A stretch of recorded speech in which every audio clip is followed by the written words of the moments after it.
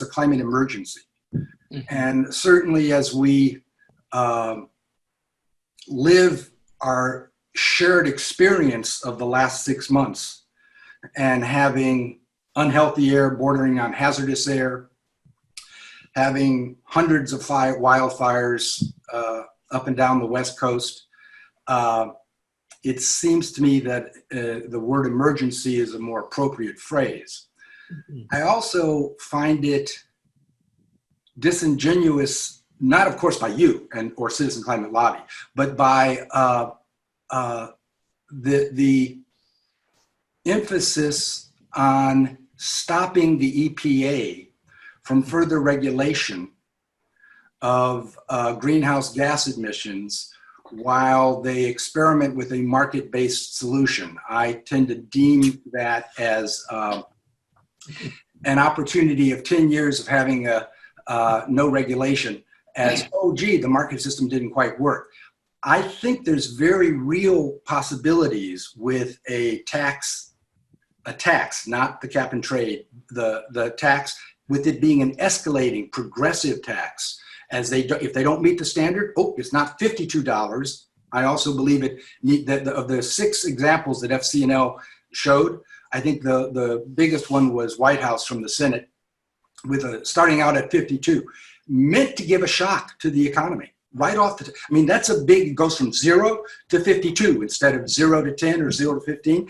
That's because it really wants to get all the companies' attention right away, and realizing they got to do something.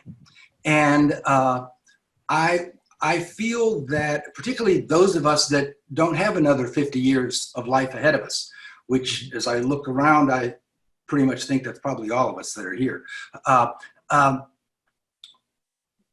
We need to do whatever we can now to make the world habitable for our children and grandchildren when they get to be our age. I am frequently in conversation with Charlie. Many of you know Charlie Blanchard, Shelley Tannenbaum's husband, who's a atmospheric scientist, and have been concerned about our planet becoming a Venus. Mm-hmm. If the methane gas, the frozen crystallets on the ocean floors, the methane gas locked into the tundra of the Arctic starts to be released, and it's 30 times more active than CO2. Yeah. How much rapidly that would you remember James Hansen? Yes, I surely do. I surely do. Came to by studying Venus. So that's yeah, and Charlie has sort of reassured me that in our lifetimes, there's certainly virtually zero possibility of such a thing. The possibility is remote even over the course of a couple of centuries. However, if we continue to do the same old, if we, as you've seen, peak oil is, I know the grandson of the guy who developed the peak oil concept, Hubbard from the University of that's not our problem. Our problem is we'll lose the atmosphere far more rapidly than we'll run out of carbon-based fuels. Yeah. So what we have to do is incentivize in every possible way, ourselves by our own individual actions, our communities, municipalities, our counties, our states, our nations, and the world, to create stranded assets economically that essentially the oil conglomerates are looking at and are forced to confront tens of trillions of dollars that they're not going to access because they're going to stay in the ground. They're not available to them, and they're not available to the planet. And as long as we can get a carbon tax starting at a high enough pace, $52, and going up quickly, 6% a bop, without in any way inhibiting the EPA to use evidence-based science to continue to regulate, then I think we got a win-win. This concern about bipartisanship, when in fact there's not a functioning Republican Party, but we have a party of cult right now. You need to think Mussolini in the 20s, and you're much closer to where you're at right now. Could we make sure that other people have some time to answer some questions? Yeah. Let me just quickly I really hear you, Rick. Especially when we're talking about, well, we need to just go to the Green New Deal, and also as regarding regulation, like right now the status of regulation is Obama's clean power plant program is dead, and so that's what the reality is now. EPA is not able to regulate. So it's just acknowledging the reality. And yeah, I mean, if our country is ready to even go beyond, that's great. But we got to start somewhere. Elections have consequences. I'll leave it at that. Yeah. And the fact that we are, I think there are a lot of, and we're told this frequently, there are a lot of Republicans that would step up. But they need a little bit more encouragement. They need some more backbone. Yeah. Go ahead. I'm just saying, Catherine, Paul, George, and Ronnie are up next for questions. Yeah, but anyway, I as I said, I hear you, Rick. But as I said, I still see, at least that's where we're going to start is with at least trying to find some kind of a bipartisan support. Okay, let's go ahead. Yeah. Catherine is next. You've alluded to some of this in your talk, but you mentioned the three things we had to think about, which is better, tax and fees versus cap and trade, whether funds should go to projects or return to individuals, and whether to start with a higher tax or to start with the low and go up.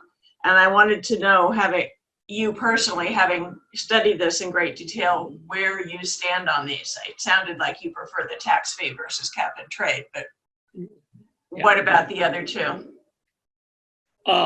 Yeah, I think that, as I said, we want to have not too much of a shock to the system. We do have it's our economy is so dependent on fossil fuels. I think it's going to take a while, but the studies that CCL has done has shown that if we engage in this course, we will meet our targets. And as I said, the average consumer especially low income people will be actually getting back more in terms of the dividend that they're paying in the tax. So yeah, my preference is to have the $15 a ton and slowly ramp it up to $10 each year. So to start slow and go up. Start slow and go up. And yeah, I definitely said, as I said in my talk, that a tax, I keep using the word straight, but a simple tax is a lot easier to administer than having a very complicated. Although it has been more or less working in California. I'm saying that the cap and trade program has not worked. It is working, but as I said, if you want to spend it out on a national level, I think it'll be much easier to implement the carbon fee and dividend. And then, but what about the second one, the funding the projects versus using the money to fund project versus directly returning it to the consumers? Yeah, I think that, one argument that, about a total return to consumers is using that some of that money for displaced workers.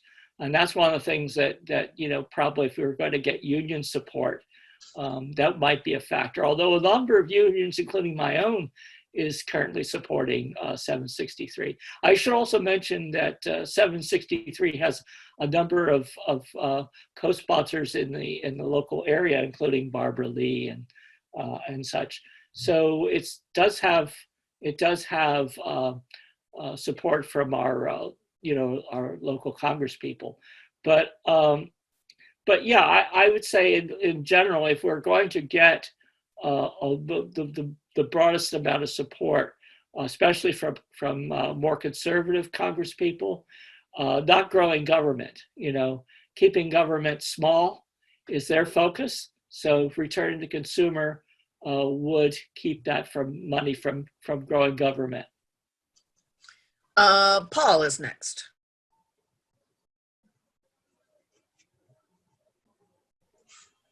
Paul, are you there? I'm here. Okay. Sorry, Go ahead. I was muted. Yeah. As far as the Republican Party and conservatives not growing government, that's completely fallen by the wayside in the last few years, as we know, by watching that. But what I'm concerned about is on the enforcement side, the way in which Trump and the Republicans have been able to disable many of these regulations without even needing to bring them to Congress or to the Senate, and whether we need to build into these bills now an incentive to go back to our democratic form of government. And the other thing is the inspector generals have been fired and dropping out like flies. So how do we deal with the political aspect of all these things that sound very nice but can so easily be disabled by the more recent philosophy of the strong executive? Mm-hmm. What do we Well, build into these bills? I hope I didn't try to give the impression that I was thinking everything was going to be nice and easy. Well, but I mean, because it's not. We're in a really bad situation. What I'm asking is whether we can build into these bills the necessity for these the checks that happen, or the regulation that happens to go through regular congressional checks and regular inspector general reports and things like that, which we haven't had. Seems like most things have evaporated just like that, based on what our government has done. Yeah, I don't know what to tell you, except that that's one of the reasons why we got to get out and vote. And as we've seen, the Supreme Court has become a big issue, and it should be, because once again, a lot of these, if you're going to enact regulations, they're going to be challenged in the courts, including the Supreme Court. And what kind of makeup of that court is going to be very important when these regulations are challenged. As they said, we're going to, it's just that we're going to have to restore the confidence of the American people and the voters in the ability of government to function in that way. It's a general philosophical statement, so we can go on from that. But I just feel that the confidence of most people in the government to do things that they say they're going to do is very low on all sides. Yeah, I share your concern. Okay, so we have George, Ronnie, then I'm putting myself on the list, then Sarah and Carl, and then Mark.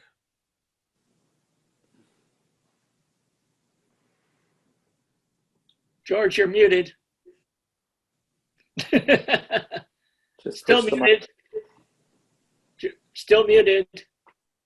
I'm sure I'm being stupid, but I don't understand Berkeley's measure HH.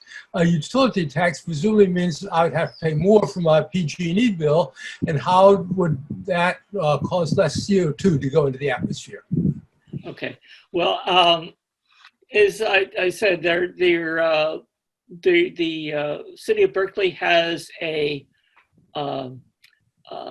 climate action plan, and so what this basically would do would be create a fund for funding that climate action plan. So it would work similar to the soda tax.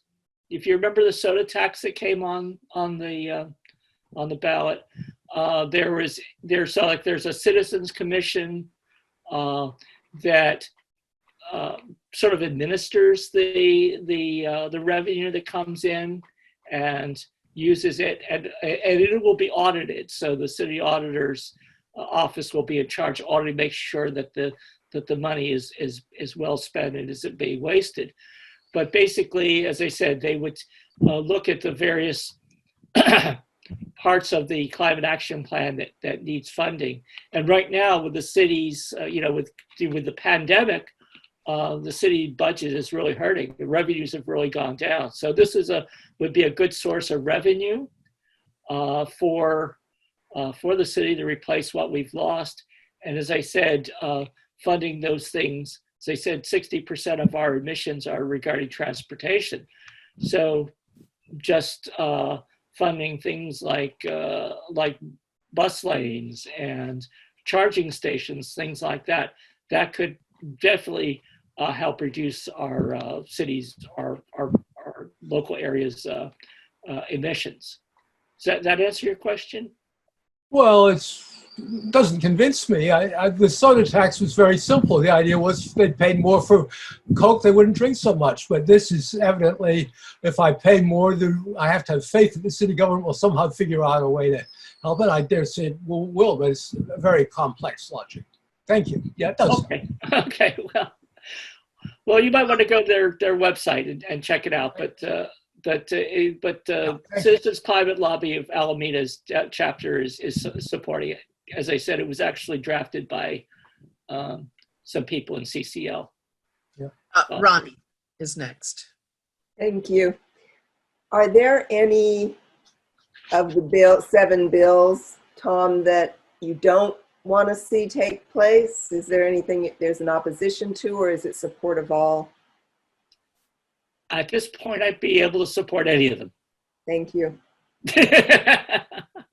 They basically have the same goal. As I said, some of them, as I said, are a combination of returning money to the consumer, either through, it can either come back as a dividend, or it can go to reduce other taxes, or it could go into, as I said, projects, energy conservation, whatever, anything that'll put a price on carbon and get us onto the path of reducing our emissions, as I support.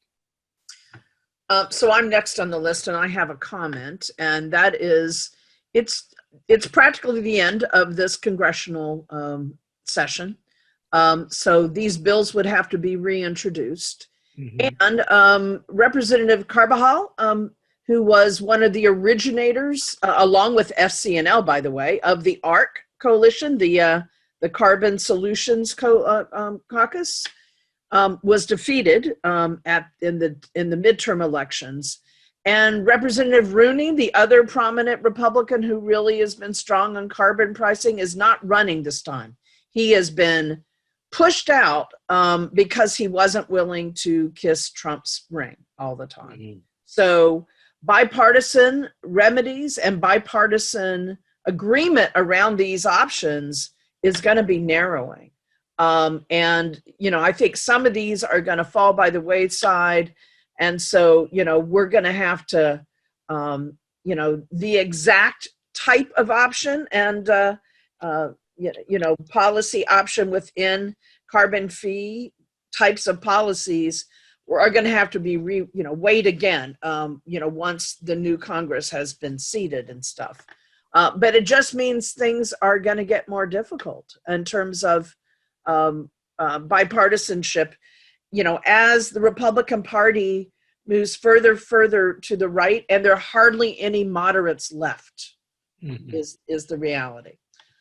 Sarah, and then Carl, and then Mark. Hi, Sarah Terrell from Berkeley Meeting. So sort of a comment, I guess. I'm a little confused why some of these are supporting is putting money towards highway infrastructure. I would think that supporting highways and driving in our cars would be the last thing we'd want to do. It's just kind of a comment. The, one question is about the means of measurement. We're talking about, measuring the carbon output and how well it's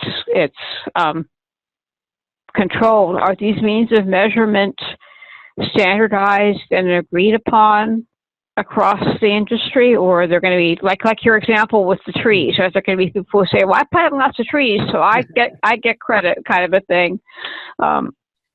Yeah, I don't know how valid that is.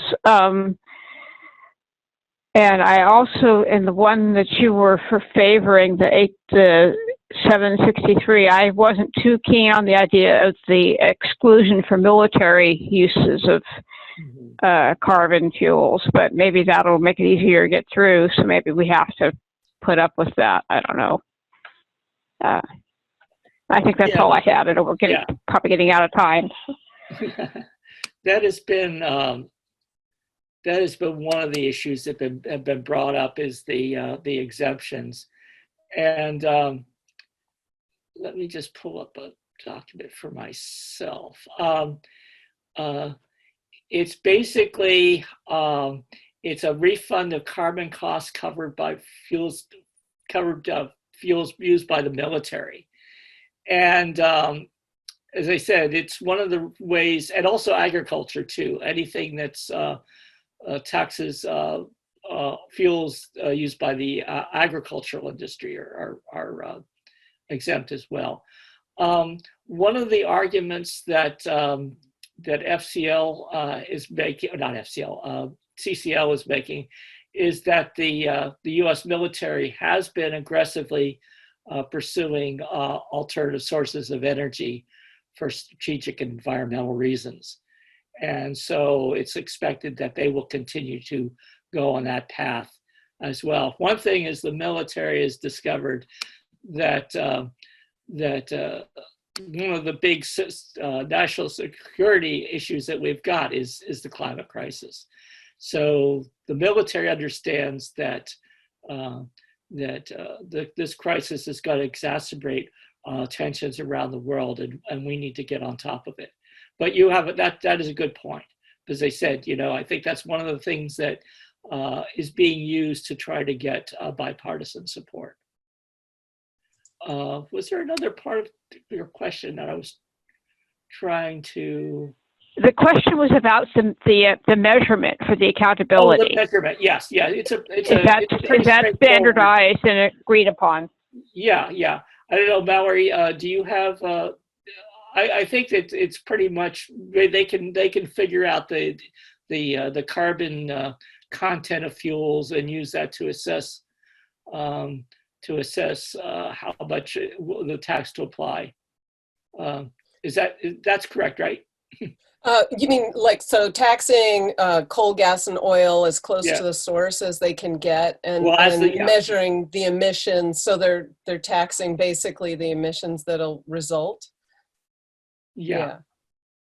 Does that answer your question? That they do, they've had that calculated. In fact, that's how a lot of carbon calculators are figured. So they calculate it based on the actual fuel used, or extracted. Extracted. Okay, so that's straightforward. That's not something you can do much mumbo jumbo about. Okay, thank you. Okay, thanks. Carl?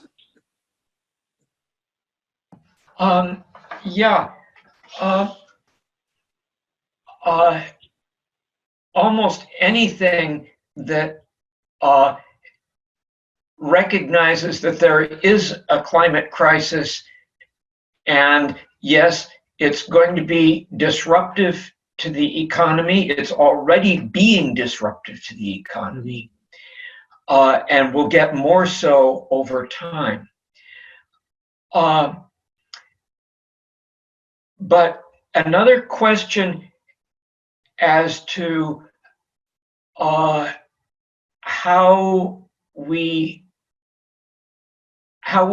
deal with the revenue, and that is like some of these have provisions for displaced workers and displaced towns, whole towns have based their economy on, for example, coal mining. And some kind of provision for that. It's bad enough to tell people that no, the basic source of your economy is going to disappear. It's worse if you tell people you've got to just basically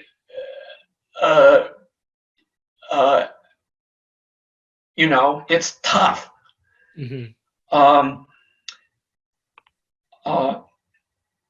Another question on who is being impacted, though, and this is sort of to everybody. I follow a website called wildfiretoday.com.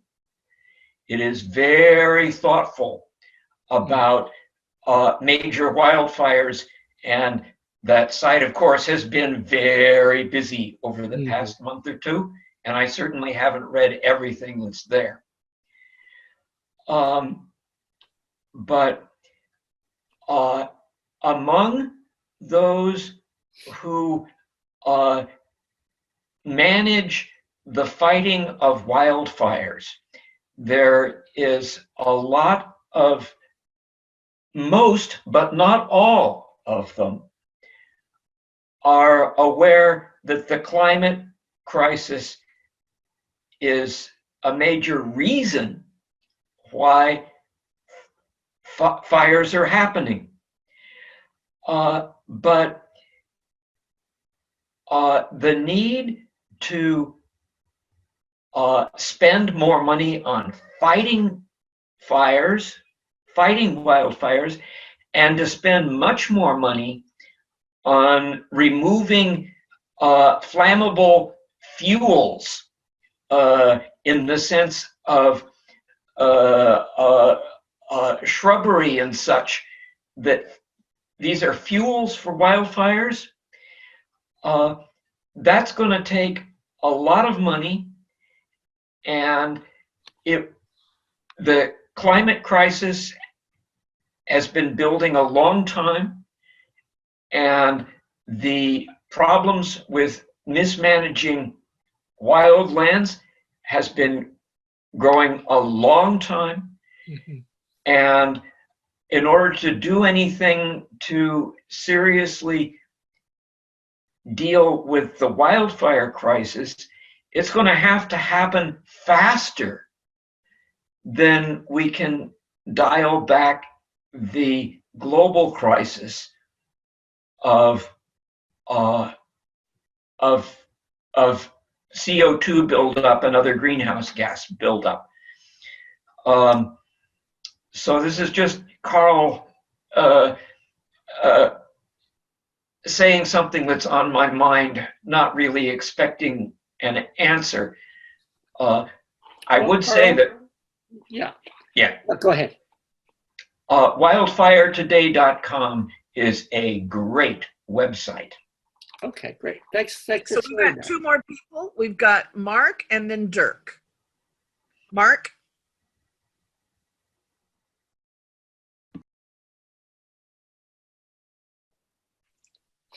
Can you get yourself unmuted?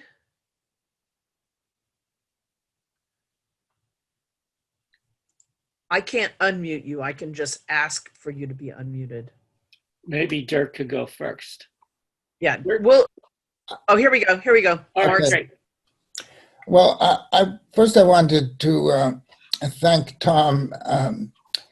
He's clarified for me a number of the practical things that I will have to do to make choices about things which will actually be on the ballot, and I will support some of those in the same way that I will be supporting Joe Biden, without the belief in either case that I am doing something that's appropriate to the urgency of the climate crisis. And So I wanted to say that while those things are realistic choices that we're going to have to make, I do wanted to raise the issue of